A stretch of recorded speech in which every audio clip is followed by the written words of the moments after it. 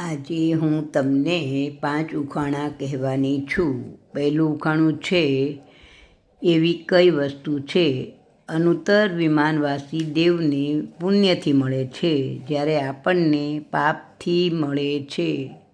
તો તેનો આન્સર છે અવગાહના, એટલે કે હાઇટ. હવે બીજો, એક કયો માર્ગ અપનાવવાથી આપણી પરાધીનતા દૂર થઈ જાય છે ને અનંત સુખની પ્રાપ્તિ થાય છે?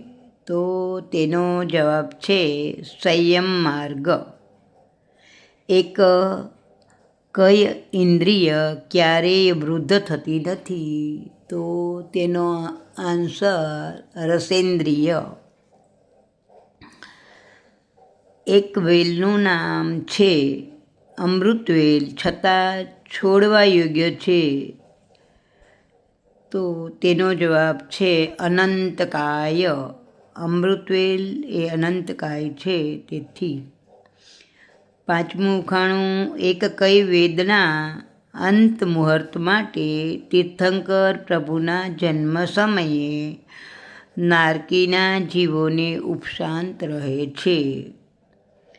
તો કહે છે કે ક્ષેત્રવેદના એમનો જવાબ છે. જય જિનેન્દ્ર.